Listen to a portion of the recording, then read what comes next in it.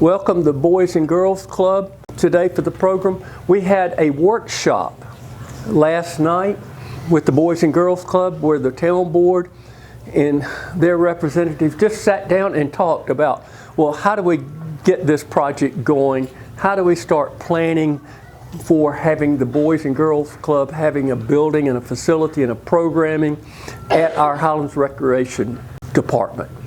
We have a work group, a task force. We have two commissioners. Jeff Weller and Eric Pearson will represent the town board. Josh Ward will be our coordinator, our town manager, and Lester Norris, our director of recreation, will be on that committee. And then the Boys and Girls Club, they are now working on their representatives. The Boys and Girls Club will come back and have their people that they want to be a part of that task force, and they'll get to work on the basic issues that need to be addressed.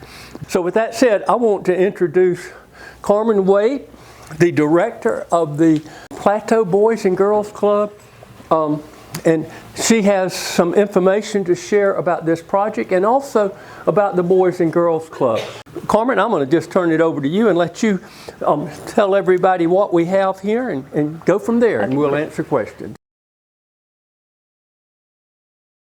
Talking to the mayor, and I do want to just have a wave from Jim Robinson. He's the architect here, and this is kind of the plan that we're looking for, and so that it fits in with our mountain theme. It would fit right on the Houston House lot that's empty today, and then it will, this is that back parking lot of the rec center today. So we feel like that would be a great space for the kids, and when the kids aren't there, it might be also a benefit to the community as a whole. This layout, this is just, it's kind of divided in half so we can put different age groups. It does have a kitchen, an art room, and a lot of classrooms, and a little office space, and that's great. But I'm also going to invite up Mike Kistner. He's he heads our Highlands Commission, and I'm going to let him speak first and talk a little bit about the club, and then I'll jump in and tell you more. Well, good. Well, again, thank you, everybody, for coming. I think everyone probably has heard of the Boys and Girls Club. I know I did previous life, but I had no idea, quite frankly, what they did. And it was amazing when I went to see the campus in Cashiers, what they're doing with these kids. It is remarkable. It is an incredibly professional organization. If you can ever take a tour of it, they'd love to have you. When you go, you can see the smiles on these kids' faces. You can see the interaction with the staff, how incredible it is. It's a wonderful experience. So again, a lot of you have heard of Boys and Girls Clubs, but probably what you don't know is that Cashiers facility has recently been awarded top 20 clubs out of 5,400? So out of 5,400 clubs nationally, this club in Cashiers, this little old club in Cashiers, which is magnificent, beautiful. You've got the main building, and then they've just had the ribbon cutting for the Yable Teen Center. They've got a beautiful pavilion. It is absolutely lovely. So if you get a chance, it's well worth a while if you could go see the club. And by the way, Carmen will explain this, but it's the Club of the Plateau. So it started in Cashiers, but there was a period of time where we were busing children from Highlands to Cashiers. And you do what you need to do, but that's not an ideal situation. And so the board made the decision, we really do want to have a physical Boys and Girls Club location in Highlands. We just met at the rec center, began just to talk about and flush out how can we make this happen? How can we get a win-win? Because as you folks know all too well that live here, land is virtually impossible to find to build a building, and secondly, if you're lucky enough to find some, you probably can't afford it. And so when the mayor approached us and said, let's have a conversation, we thought this is a terrific opportunity. We saw the piece of property at the rec center, thought it was a perfect opportunity, a win-win for the town, and a win-win for the Boys and Girls Club as well. Yeah, I've been with Boys and Girls Club. I started out as a volunteer, but I've been the CEO since 2022. In Cashiers, we had about 150 members when I joined, and now we have over 625 in our locations. We have a club in Cashiers, our main club, and then as Mike mentioned, we just opened the Able Teen Club. It is so nice. I mean, if you shut your eyes and you think you've got all these middle school and high school kids with no place to go all summer, it is really nice to see them learning workforce skills, volunteering in the community, and even though the campus is located in Cashiers, about 15% of the kids coming over are coming over from Highlands, so we really are really grateful to have that facility. We also, as Mike said, we're not a babysitting service. We are focused on 3 very important outcomes. We're really 5 actually now. Academic success, so we do homework every day, and we do 3 tiers of support. Regular homework help, what I call level 2 support for kids that just need a little bit of extra help with math or reading, and then we have our Read to Learn program, which targets kids that have some sort of learning challenge and need one-on-one tutoring support.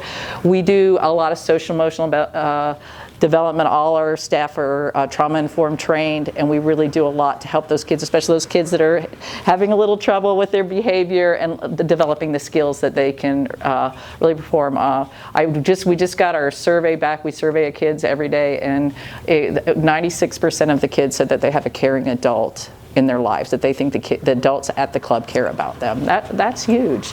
We also are very focused on physical health. We provide a healthy snack every day.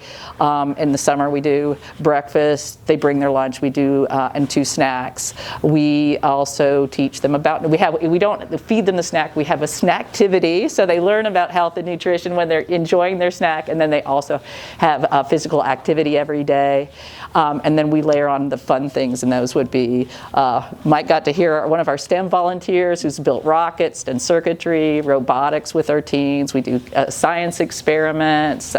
We have a garden both in Highlands and in Cashiers locations. So we really try to expose. I think it's really important not only to teach kids, but also to expose them to things, to close that experiential gap, for those, especially those kids that haven't had a lot of experiences off the mountain. And the last is workforce for our teens. Are really important for us to prepare them for the future, especially those kids that might be the first generation to go to college. So they visit a lot of our local businesses, hospitals. They go visit the universities and colleges. We do Money Matters, which is financial literacy. So we really try to do as much, prepare them from kindergartner to adult for their futures. And so that's a lot about what we're doing. So that's really what we do. But as I said, we can't do it fast enough, and we don't have enough space to do it.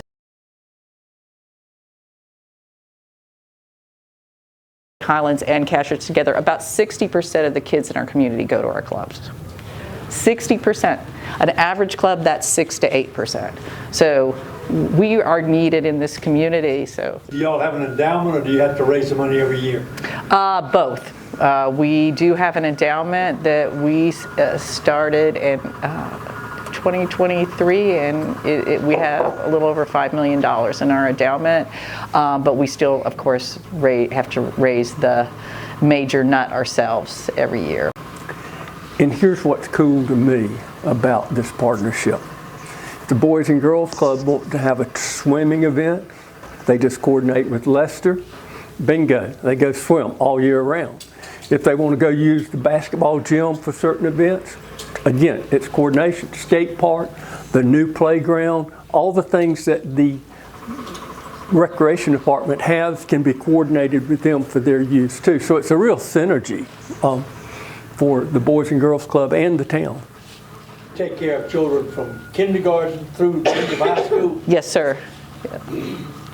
In an after-school context. And we call it out of school time. So, yeah. And I want to emphasize too, so we're open we try to be open whenever schools are closed. So that if Highlands School has teacher work break, we stay closely with Principal Holbrooks, and then we'll open our doors, get staff in when the school's closed, so that we can really, really support working families. And let me just clarify something. Your summer program now that you've got all those kids in, how much are they paying to go to your summer program? It is free, absolutely free. In Jackson County, like the closest, I guess, public, their rec center, they're charging $750 for only 6 weeks. We're providing 9 weeks, 10.5 hours a day, absolutely free to our parents.